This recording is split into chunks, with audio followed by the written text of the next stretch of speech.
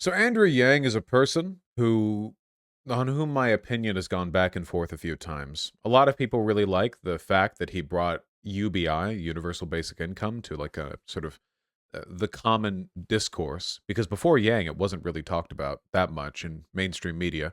And I respect that. But on the other hand, there are a lot of things he does that really irk me. His attitude towards I don't know how to talk about it besides calling it Elon Muskery. You know what I mean? You know how civic infrastructure and public transportation are really complicated engineering issues that have been discussed for centuries, and then everyone soy faces when Elon Musk comes in and proposes something that's 50 times worse than any existing solution, but it has gamer lights and people like cream over it? That I feel like Yang is like the political equivalent of that tendency, you know? Like you can make fun of Elon Musk all you want with like, how do we fix traffic? What if we added a one-lane highway underground that had no exit tunnels, was more expensive, more dangerous to upkeep, cost like 8 times as much to build, and you couldn't access it as easily as you could a regular underground tunnel because you need an elevator to get down there. And also, there are no passenger escapes, so that if you crash in the middle, you're fucked and you just die down there. And also, you need private cars, and also, blah, blah, blah, blah, blah, like instead of just building a fucking subway line. But then you have people like Andrew Yang, who, I mean, I guess they're bringing that to the mainstream. He made a goddamn new political party. He joins the third party movement. Ballot measure advocates mobilizing in the states. And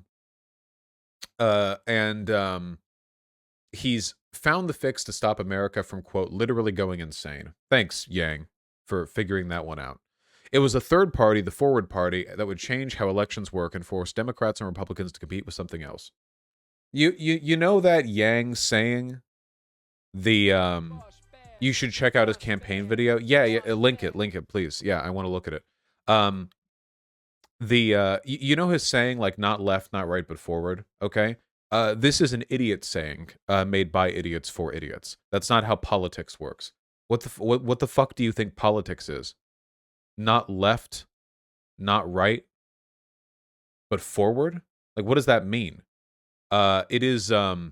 It betrays a fundamental misunderstanding of how politics operates. Politics, at the end of the day, is about power. That's not some cynical socialist take. That is literally what politics is.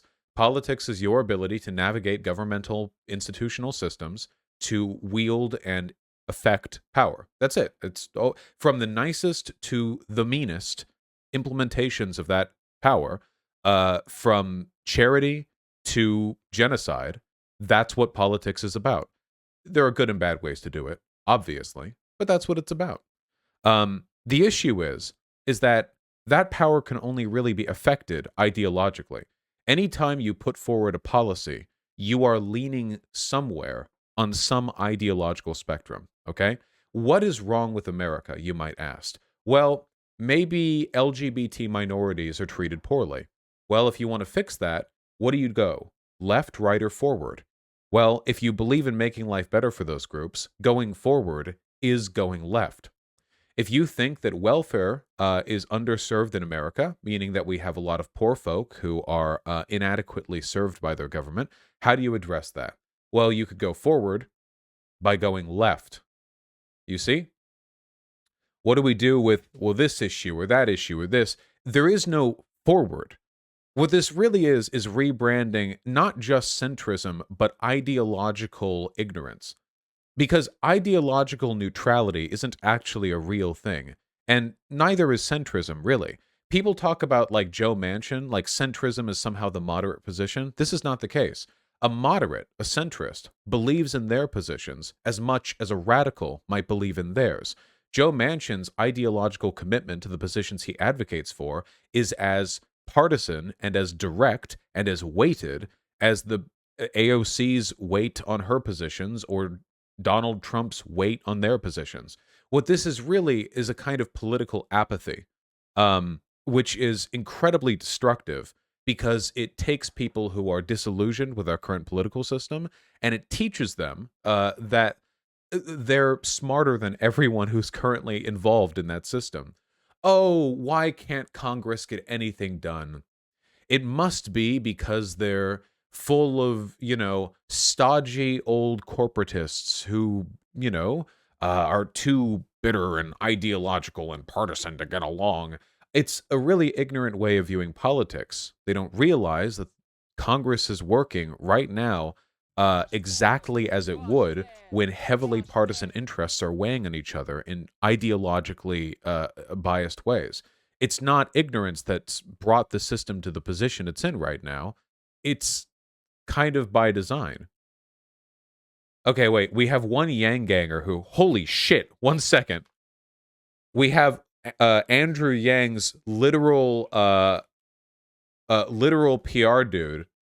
We have Reddit.com user. Oh my god. What I would do to get this much chat engagement. Thank you. I didn't see the first 27,000 times you typing this in 4 minutes. But we can calm down. It's okay. We can chill out a little bit.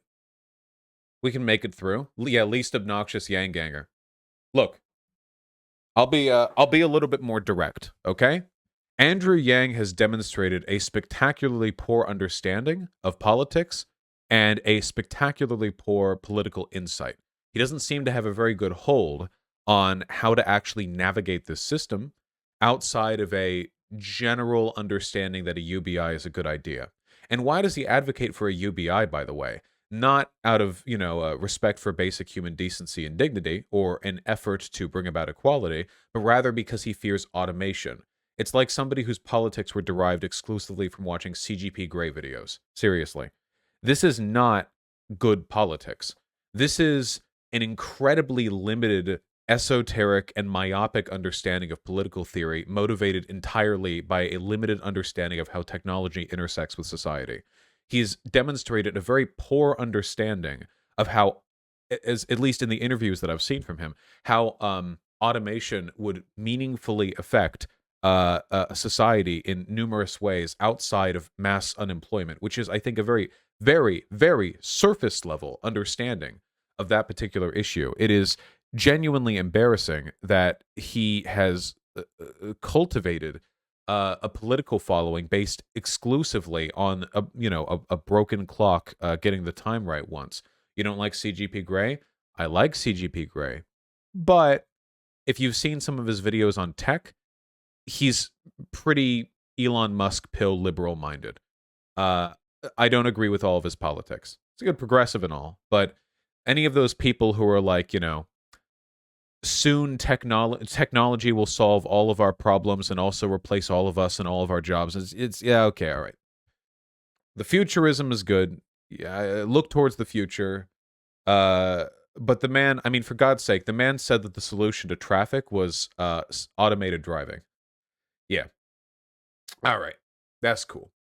Have fun with that. Somebody relinked that video. I was supposed to click on it before, but I didn't. Is it not, Vosh? No, it's public transportation. But it kind of is? No, it's not. Absolutely not. Not even close. Not even remotely. It's public transportation. And mixed zoning neighborhoods. What if public transport was automated? Now we're talking. But that's not the same thing they're advocating for. Here, give me the Yang. I want to hear it from you. I know you heard about Andrew Yang and the Forward Party, and I'm here to tell you actually what it is. It's probably not what you've heard. What we're going to do is actually solve the problems that are literally driving us crazy. What am I talking about? Right now, we have this two-sided duopoly that's just clashing and clashing, and you may love one side more than the other, but you have to face facts that this system is not working. Unfortunately, the polarization is reaching record highs to a point where people can't be in the same room as family members. So this is another very smooth-brained perspective that I hear a lot from people who think that centrism is something to brag about. Polarization is not in and of itself a bad thing. Can you imagine if Yang was around right before the Civil War saying that the solution between like the North and the South would be for them to both like chill out or something? The solution back then would have been like the political crippling of the South before they were able to secede. That would have been the solution. The idea that polarization is in and of itself bad takes for granted the concept that division is somehow a fault or a failing in political systems, that it's something that should be avoided at all costs through appeasement to both groups. We're seeing literal violence erupt, and it's going to get worse, not better. We're getting more and more polarized, in large part because the incentives of our political system, our media, and social media all are driving us against each other and making us feel like other Americans are our mortal enemies. 22%. Again, one of the reasons I really don't like this as well is because the difference between the sides is so paramount. Right now, Democrats are mostly mad at Republicans because they supported attempted a fascist coup, and are perpetuating a pandemic by refusing to get vaccinated. And Republicans are mad at Democrats because they cheated the election, allegedly. There's a huge difference in the reason why people on either side are angry at each other, in that Democrats, for the most part, are perfectly legitimate in their criticisms of Republicans, and Republicans are largely illegitimate in their criticisms of Democrats. So when you play this both sides, like, oh yeah, well, people aren't getting along anymore, it's like, well, okay, well, why, you know? Percent of Americans used to cross party lines when it came to national elections. That's down to 7% today. People aren't really appealing to the middle as much because that's not how you're going to win. You're going to win by appealing to the base. This has become a country where partisanship is the most acceptable, most commonplace form of prejudice. Okay. Is it not okay to be prejudiced against people for the things they do and the things they believe? I thought that was the one thing it was okay to be prejudiced against people for, you know? Like, if I'm talking to a person and they're like, yeah, I don't think gay people should be able to marry, I can then say, cool, I'm now prejudiced against you because I don't like you very much. Is that bad?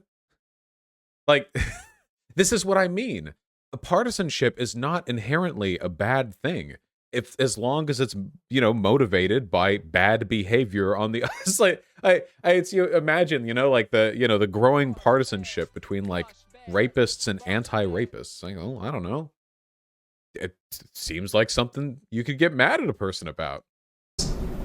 Now, people have been feeling these problems getting worse and worse over the last number of years. Yeah, the to Ezra the point where Klein now quote is a good one. 57% of Americans say they want a third party.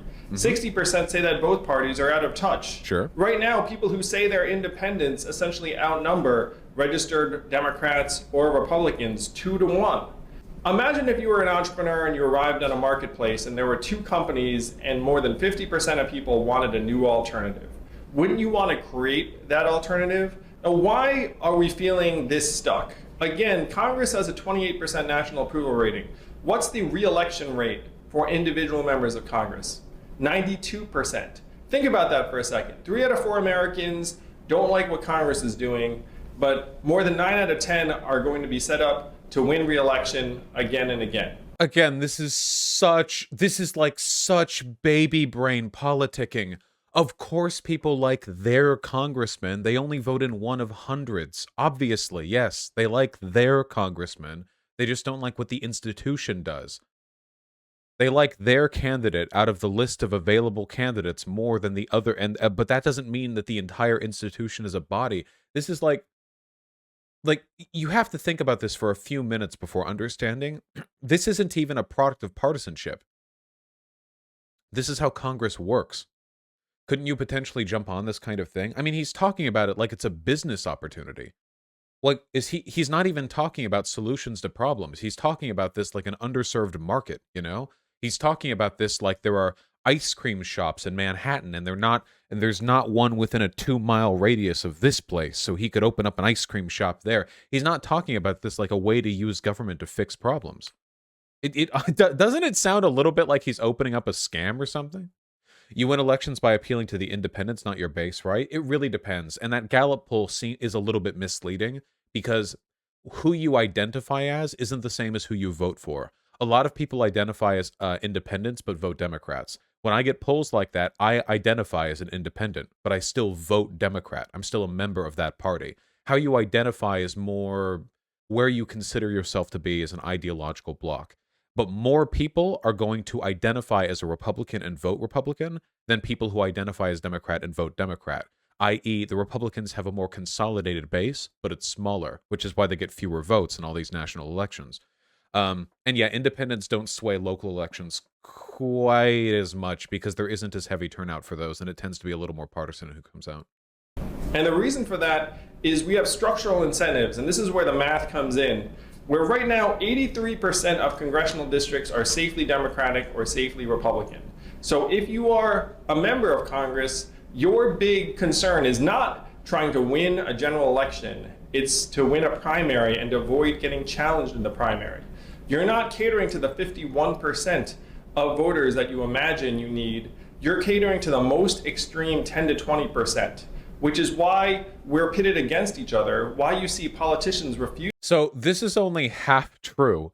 There are plenty of counties in the United States that, so while it is true that our system can mean there are some bad decisions made around the way, the fact remains that in a lot of these uncontested elections, the primary is the only thing that matters. If you're in a county that's like 80-20 Democrat, the primary is the only thing that's going to matter.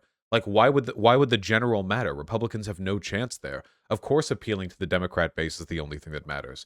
What you're really talking about here is low turnout for these local elections. But adding a third party isn't going to fix that. That has to do more with civil society and making it easier to vote and encouraging people to vote. Refusing to compromise because they know if they do compromise, they're more likely to get challenged and lose their seat than if they stay on their party line and nothing gets done. Compromise is not an inherently good thing. Again, he's not even talking about any specific issues. Compromise on what? You want to compromise on everything? What about with Republicans whose only goal is to destroy and not actually to build anything positive? If you try to compromise with them, they'll step one step further to the right, you know? Like that comic. You know, they'll both, the Republican says, we'll both take one step forward. The Democrat takes one step forward, the Republican takes one step back. And then the Republican smiles and says, okay, come on, just one more step forward. And they keep doing it over and over and over again. Republicans don't actually care about building anything affirmative in this country, so there's no incentive for them to make fair compromises outside keeping the very basic functioning of government operative. Beyond that, though. So if you put reasonable people into this system of incentives, they'll actually become more unreasonable over time. This probably reminds you of America's political system. More unreasonable over time. Notice how he just substituted partisan with unreasonable. Can you justify that substitution? How the more partisan you become, the more... I'm sorry, I think that a person who never votes Republican is actually the most reasonable American. See, like, this is what I mean. He literally thinks that, like, this is the golden mean. He actually thinks that the more centrist you are, the more right you have to be. This is an insane perspective. Like, most centrists won't actually say this. They'll just imply it. He is outright saying it. So how are we going to make this happen? For real. I could give an inspirational speech, but we know that would do absolutely nothing. That's political speak. I'm a problem solver, and if you want to solve the problem here... See, he's bragging about not using political speak. Well, this is politics, my dude. It's not... Yeah, it's so beyond you, giving a speech on the importance of your ideas. I'd like some policy. That's also political speak. Here's how we do it. The Forward Party has... And yeah, calling yourself a problem solver is political branding. It's like how... Sarah Palin marketed herself as a maverick, you know? Like, oh yeah, I'm not about that big political messaging. I'm just going to spend my entire campaigning career branding myself as a maverick to distinguish myself from other Republican candidates. Oh, was it McCain? No, wasn't it Palin who said that? Was it both of them? Oh, God, it's been so long. Some very straightforward tenets. Number one, open primaries and ranked choice voting so that you actually can have political dynamism and different points of view. We changed the primary system from the closed party primaries to open primaries and ranked choice voting. This would immediately make our political figures more rational because they'd have to cater to 51% of us rather than the most extreme 20% on either side. That's not that's not what ranked choice... Okay. State has already done this, Alaska, and there are 24 other states where you can do this with ballot initiatives. Universal basic income, human-centered economy, fact-based governance. Fuck me, dude. I'm sewing so fucking hard. Fact-based governance. Really? Modern and effective government. Holy shit, dude. You want to make our government effective? That's fucking crazy, bro. I never thought of it that way. Thank you very much. You might as well just say make things good. What we stand for, doing good. Oh, thank you. Notice, by the way, that outside of open primaries, ranked choice voting, and universal basic income, there are no policies here.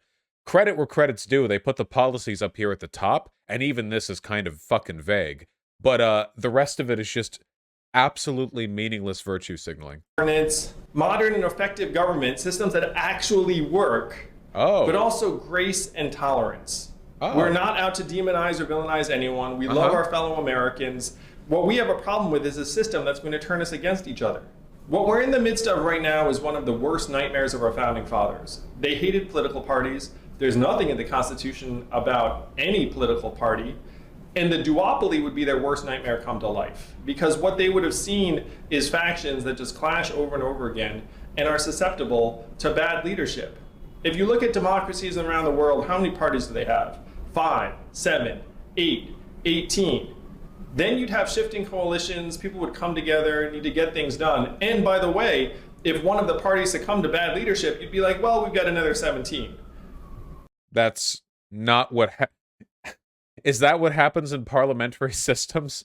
One of the parties has bad leadership and they just slot another one in, like one of their parties has bad leadership and they're just like, all right, crank it, it's the next one now. Like, what? Does he understand how parliamentary systems work? That's how you make a strong system that's actually responsive to the needs of our time. This duopoly is going to kill us. We can all tell. It's one of the reasons why so many people have checked out. Yeah, he thinks it's like a backup like computer part or something. You know what I mean? Like once one party breaks, you slot the next one in, like just do a little cycle, you know? Got it on a wheel. Politics. But what I'm asking is the people who are sick of it to come together and solve the problem with me, with us. That is the Forward Party. It's an inclusive movement. You can be a registered Democrat, Republican, Independent. Forward Democrats, welcome. Forward Republicans, welcome. Forward Independents. Let's get it done. And let's make it so that we can actually feel good about ourselves, our country, our family members, and our future. It's not going to fix itself. The system won't allow it. It's the system itself that needs to change, and we can change it together. It's so embarrassing for me to watch this because I legitimately feel like this was the level of political understanding that I had when I was about 13 or 14 years old. And to watch an adult who has access to some of the highest like levels of political power, like somebody who could potentially speak with experts all around the country, adopt these same positions, I genuinely have to wonder if this really is tech bro naivete or if it's some kind of deliberate, malicious effort to make people stupider in this country. You know? Like, it's so fucking embarrassing that anybody at this position, Chow was saying it's a pack. Yeah, well, the ambiguity kind of fits in with everything else, doesn't it? What was the, Yang switched his party registration from Democrat to Independent. Yeah, this is the, campaign memoir. Is this just a PAC who's like, and they're going to like put money towards candidates who support their positions? I'm starting the Forward Party. Isn't it? Is it not a, at least ranked choice voting is good, right? Yeah, ranked choice voting is good. It's just like, yeah, it's the party PAC, the PAC party, the party PAC party. Please start the backwards party. Oh, I will. Don't worry. Not left, not right, only backwards. Horse-drawn carriages for all. Unironically, thank you. Oh, it's a D&D party. I understand. It plans to register as a party when it can.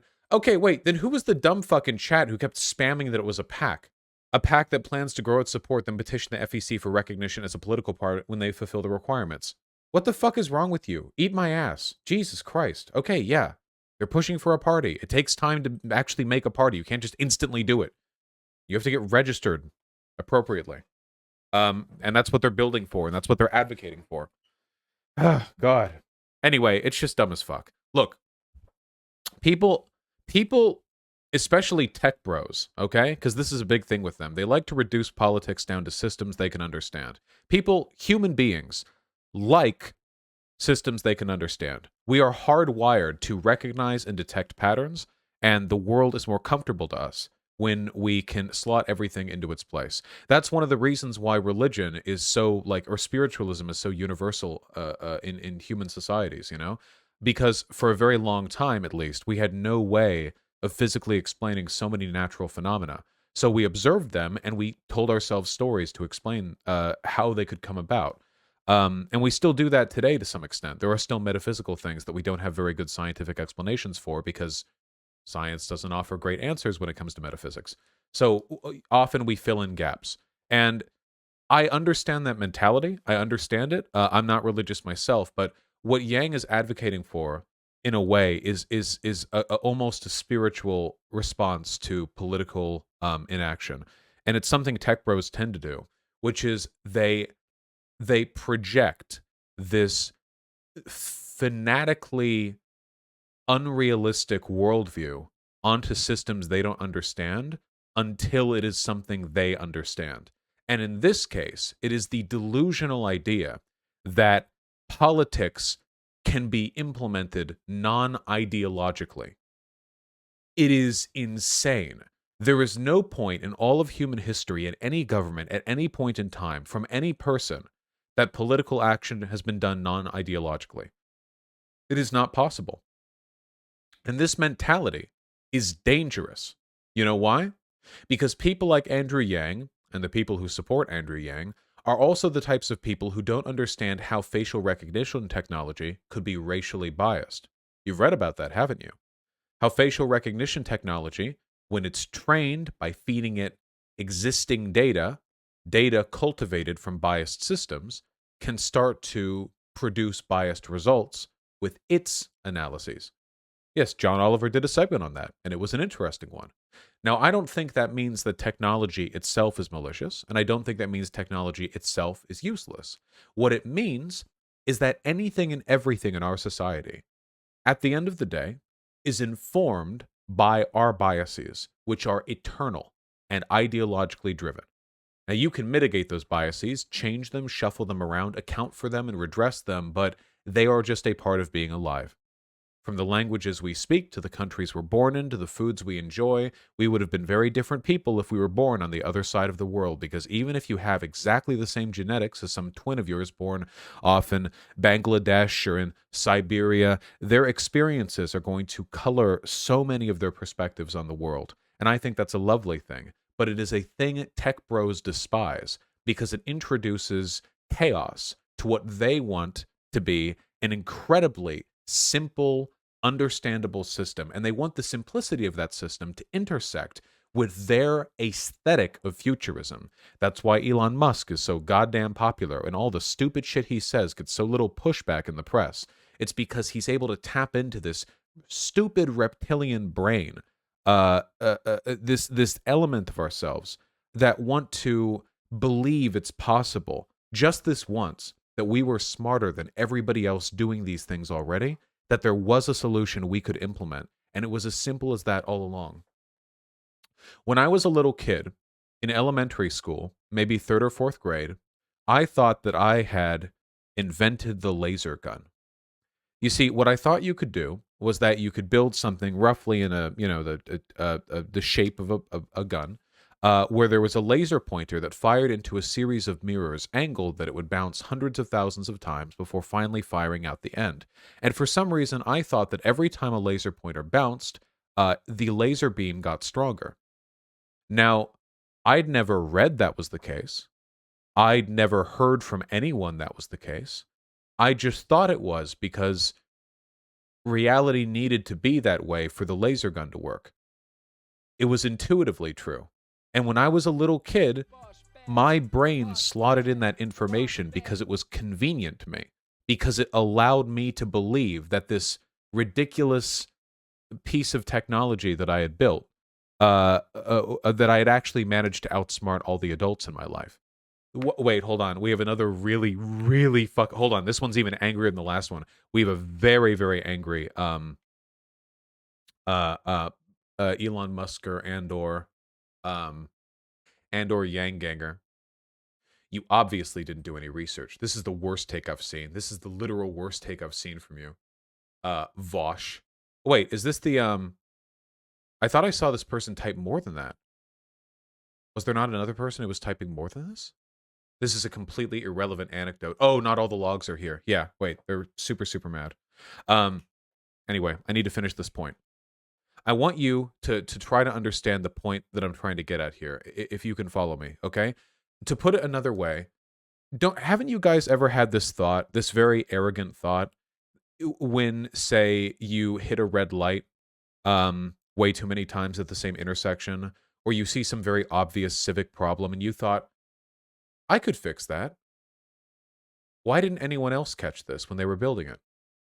Now, sometimes you're right, by the way. Engineering mistakes do happen. That's not unknown at all. And there are often things that literally like a layman's, commentary could have fixed. But oftentimes we really just don't understand the nuance, the complexity of what it is we're dealing with. And that's how a lot of these people approach politics. When I was a little kid, I reshaped reality in my head in order to make a laser gun work. And Yang gangers are reshaping politics in their head to make their delusional centrist ideation work.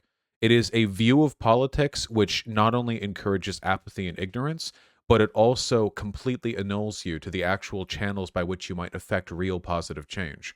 Focus on policy. What changes do you want to make?